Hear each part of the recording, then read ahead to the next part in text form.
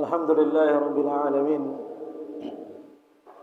والعاقبة للمتقين ولا عدوان إلا على الظالمين أشهد أن لا إله إلا الله وحده لا شريك له وأشهد أن محمدا عبده ورسوله الذي أرسله الله رحمة للعالمين صلوات ربه وسلامه عليه وعلى آله وأصحابه ومن تبعهم بإحسان إلى يوم الدين.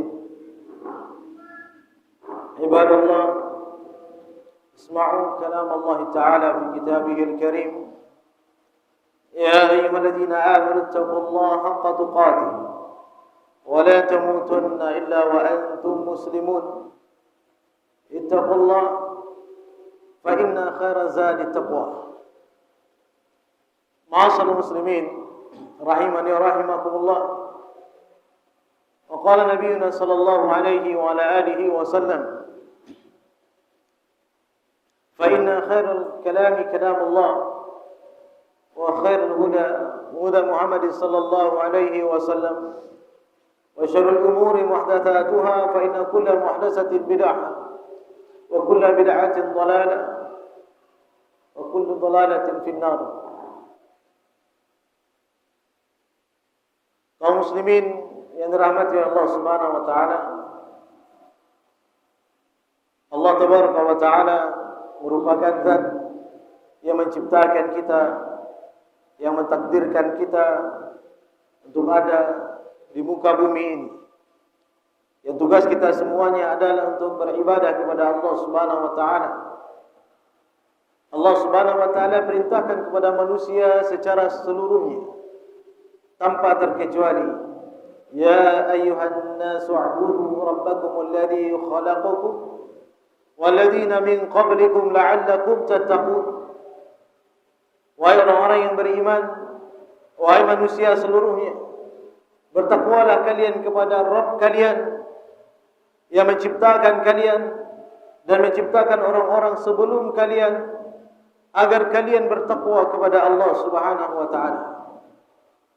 Ini merupakan perintah yang tidak akan bisa kita ingkari, bahwa tujuan Allah Subhanahu wa taala menciptakan manusia ini adalah untuk beribadah kepada Allah Subhanahu wa taala, untuk mentauhidkan Allah Subhanahu wa taala, untuk mengesahkan Allah Subhanahu wa taala dalam segala macam bentuk peribadahan. Dan inilah yang didakwahkan oleh para nabi dan rasul, yang mana Allah Subhanahu wa taala berfirman tentang mereka alaihi wassalatu wassalam: wa laqad ba'atsna fi kulli ummatin rasula an ya'budullaha wajtanibut taghut. Sudah kami utus kepada setiap umat tersebut seorang rasul yang mereka mendakwahkan, menyerukan sembahlah Allah saja dan jauhi sesembahan-sembahan selain Allah Subhanahu wa taala. Dan dengan ini juga Rasulullah sallallahu alaihi wa alihi wasallam mengutus para sahabat radhiyallahu anhum membuka negeri-negeri untuk mendakwakan tauhid, menyebarkan kalimat Allah Subhanahu wa taala, untuk meninggikan kalimatullah, untuk menyebarkan kepada mereka kalimat yang kita mengenalnya dengan syahadatain, yaitu kalimat la ilaha illallah wa anna Muhammadar Rasulullah. Maka Nabi sallallahu alaihi wasallam ketika merintahkan Mu'adz bin Jabal radhiyallahu anhu ke Yaman, beliau berpesan kepada Mu'adz bin Jabal radhiyallahu anhu: ya Mu'adz, innaka sata'ti qauman min ahli alkitab, falyakun awwalu ma tad'uuhum ilayhi syahadatu la ilaha illallah wa anna Muhammadar Rasulullah. Wahai Mu'adz, sesungguhnya engkau akan mendatangi kaum ahlul kitab. Jadikan dakwahmu yang pertama sekali kepada mereka, ajak mereka kepada kalimat la ilaha illallah dan Muhammad Rasulullah. Kaum muslimin yang dirahmati Allah Subhanahu wa taala, kemudian kita sebagai hamba Allah Subhanahu wa taala yang hidup jauh dari peninggalnya Rasulullah sallallahu alaihi wasallam, yang kita jauh dari masa-masa kejayaan Islam, yang kita jauh dari negeri yang muncul Islam pertama sekali di sana. Akan tapi karena rahmat Allah Subhanahu wa taala, atas karunia Allah Subhanahu wa taala, maka Allah Subhanahu wa taala jadikan kita menjadi pemeluk agama Islam. Jadikan kita adalah orang-orang yang bertauhid kepada Allah Subhanahu wa taala. Dan Allah Subhanahu wa taala jadikan kita menjadi orang-orang yang termasuk kepada golongan orang-orang yang mengenal sunnah Nabi sallallahu alaihi wasallam. Maka ini merupakan kenikmatan yang sangat besar. Sebagaimana dikatakan oleh Al-Imam Abu Aliyah rahimahullah, beliau mengatakan, sungguh Allah Subhanahu wa taala berikan kepadaku dua nikmat, akan tetapi aku tidak tahu mana nikmat itu yang paling besar, yaitu Allah Subhanahu wa taala jadikan aku seorang muslim dan Allah tidak jadikan aku seorang haruri. Allah tidak jadikan aku pengekor atau pengikut aliran-aliran yang menyimpang dari sunnah Rasulullah sallallahu alaihi wasallam. Jamaah dimuliakan Allah Subhanahu wa taala. Maka ketika kita telah mengerti bahawa penciptaan kita di muka bumi ini adalah untuk ibadah kepada Allah, dan kita mengetahui bahawa keutamaan dari kalimat tauhid yang kita semuanya menghafalnya, dan kita mengetahui bagaimana perjuangan Rasulullah sallallahu alaihi wasallam dan para sahabat radhiyallahu anhum dalam memperjuangkan agama Islam ini. Kemudian Allah Subhanahu wa taala berikan kepada kita nikmat menjadikan kita sebagai seorang muslim, maka kewajiban bagi kita jamaah yang dimuliakan Allah Subhanahu wa taala adalah untuk menjaga hidayah tersebut, menjaga hidayatul Islam, menjaga hidayatul iman, menjaga hidayatul tauhid, menjaga hidayatul sunnah, agar tidak terlepas dari diri kita. Maka oleh sebab itu, banyak orang-orang yang hidup, mereka berada di sumber hidayah tersebut, akan tapi mereka bagaikan ayam yang mati di lumbung padinya, tidak mendapatkan faedah dari apa yang ada di dalam hidayah tersebut. Lihat bagaimana Rasulullah sallallahu alaihi wasallam diutus oleh Allah Subhanahu wa taala kepada kaum Quraisy, akan tapi tidak semua kaum Quraisy itu beriman kepada Allah Subhanahu wa taala. Lihat saja Nabi sallallahu alaihi wasallam diperintahkan untuk memberikan hidayah, hidayatul bayan, penjelasan tentang agama Allah Subhanahu wa taala, akan tetapi paman beliau sendiri tidak ikut dan tidak mengucapkan kalimat la ilaha illallah tersebut.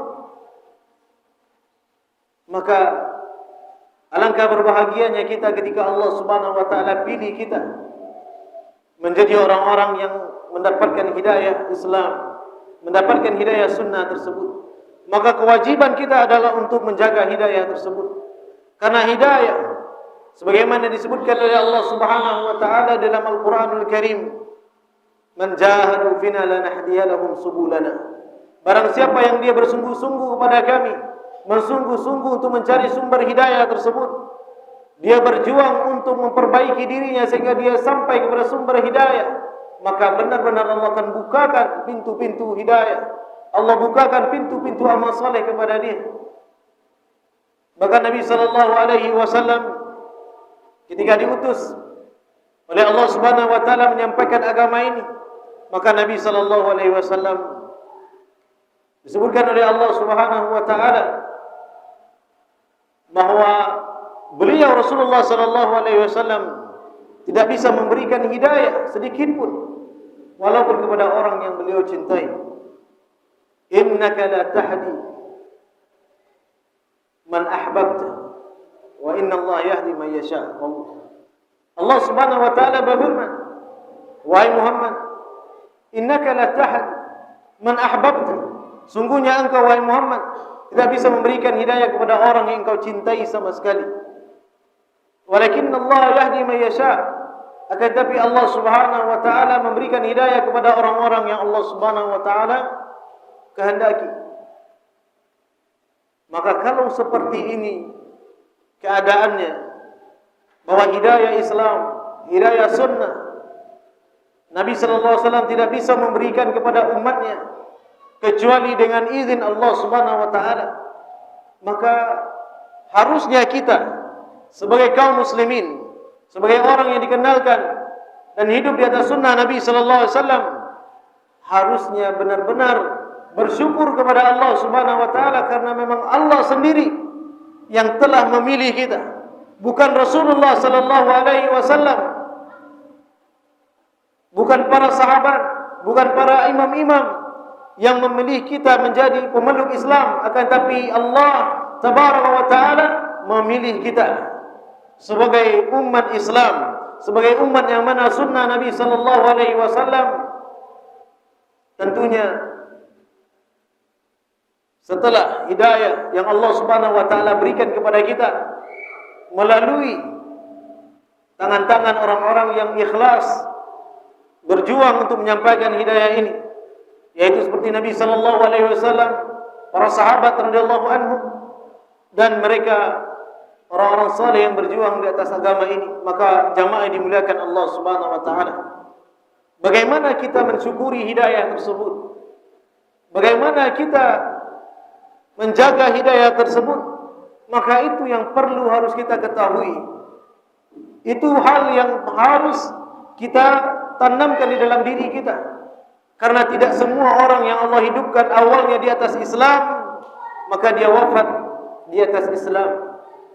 Tidak awalnya orang yang ketika dia kecil, ketika dia muda, dia mendapatkan hidayah sunnah, lalu dia diwafatkan di atas sunnah Nabi sallallahu alaihi wasallam. Tidak semuanya, dan juga tidak ada jaminan bagi kita itu. Maka oleh sebab itu kewajiban kita adalah untuk mengetahui, mengilmui tentang bagaimana seharusnya kita menjaga sunnah Nabi sallallahu alaihi wasallam tersebut. Aqulu qouli hadza astaghfirullah li wa lakum wa lisairil muslimin fastaghfiruhu innahu huwal ghafurur rahim.